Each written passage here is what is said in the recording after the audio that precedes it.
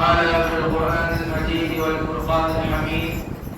أعوذ بالله من الشيطان الرجيم. بسم الله الرحمن الرحيم. سبحان الذي أسرى بعبده ليلا من المسجد الحرام إلى المسجد الأقصى الذي باركنا حوله لنريه من آياتنا إنه هو السميع البصير. صدق الله العظيم وصدق على رسوله النبي الكريم. میرے محترم معزز و مقرر صاحب اعظام و اعزام، السلام علیکم ورحمۃ اللہ وبرکاتہ۔ اس سے پہلے کہ میں کچھ عرض کروں، میں آئے ہوئے سبھی مہمان سے، سبھی مصلیان اکرام سے ادب گزارش کرتا ہوں کہ آپ مسجد کے اندر تشریف لے آئے۔ آج ہمارا یہاں جمع ہونا ایک اہم مقصد کی وجہ سے ہے۔ آج ہم اسلام کی ایک تاریخ، ایک آپ صلی اللہ علیہ وسلم کے سفر کو یاد کرنے کے لیے یہاں پر جمع ہوئے ہیں۔ اس لیے ہماری ذمہ داری ہے کہ جتنی دیر بھی بیٹھے ہیں مسجد کے اندر بیٹھے اور پیارے آقا محمد رسول اللہ صلی اللہ علیہ وسلم کی سفر کی تاریخ سے واقف۔ میرے بھائیوں اور دوستوں، ہمیں معلوم ہونا چاہیے کہ آج ہی کے دن پیارے آقا محمد رسول اللہ صلی اللہ علیہ وسلم معراج کے سفر پر گئے۔ آپ صلی اللہ علیہ وسلم مکہ سے لے کر مسجد حرام سے لے کر مسجد اقصی تک کا سفر کیا، جس کو اسراء کہتے ہیں۔ پھر مسجد اقصی سے ساتواں آسمان، جنت، جہنم، اللہ سے ملاقات، اللہ سے بات، جس کو معراج کہتے ہیں۔ کبھی دونوں کو معراج کا کہہ دیا جاتا ہے، کبھی دونوں کو اسراء کہہ دیا جاتا ہے۔ تو میرے کہنے کا مقصد یہ ہے کہ آج ہم یہاں پر جاننے کے لیے آئے ہیں۔ الحمدللہ مسلمان کے ایمان والے ہیں، ہم سب کو معلوم ہے کہ آپ صلی اللہ علیہ وسلم اپنی روح، اپنے جسم کے ساتھ معراج کے لیے تشریف لے کر گئے۔ جس نے بھی انکار کیا وہ مسلمان نہیں ہو سکتا۔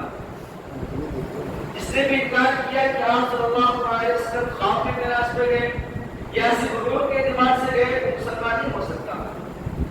ایمان والے کا، مسلمان کا عقیدہ ہے کہ پیارے آقا محمد رسول اللہ صلی اللہ علیہ وسلم اپنے جسم اطہر کے ساتھ، اپنی روح کے ساتھ مکہ مکرمہ سے لے کر مسجد اقصی سے لے کر ساتواں آسمان، جنت، جہنم، اللہ سے ملاقات باقاعدہ جسم کے اعتبار سے کیا ہے، یہ ہمارا یقین ہونا چاہیے۔ اسی کو جاننے کے لیے، سمجھنے کے لیے یہاں پر جمع ہوئے ہیں۔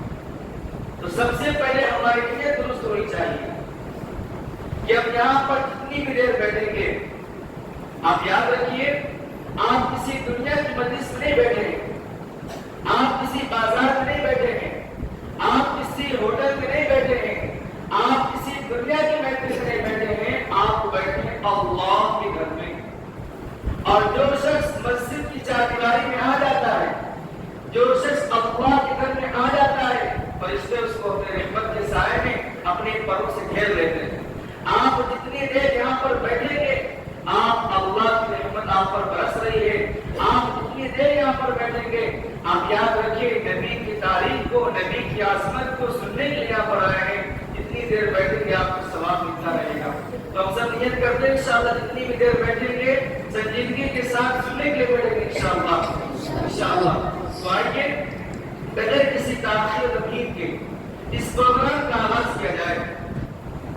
اب ہم کو سب کو معلوم ہونا چاہیے کہ اسلام کا اور علماء کرام کا، اکابرین کا دستور رہا کہ کبھی بھی کسی بھی پروگرام کا آغاز کیا جاتا ہے تو کلام اللہ سے کیا جاتا ہے۔ اللہ تبارک و تعالیٰ نے اس کائنات میں اگر محمد رسول اللہ صلی اللہ علیہ وسلم کے بعد، سب لوگ بولیے صلی اللہ علیہ وسلم، اگر کسی چیز کو ہدایت کا راستہ بنایا، کسی چیز کو ہدایت کا ذریعہ بنایا تو قرآن۔ اللہ تبارک و تعالیٰ نے اس قرآن کو پورے عالم کے لیے ہدایت کے لیے اتارا۔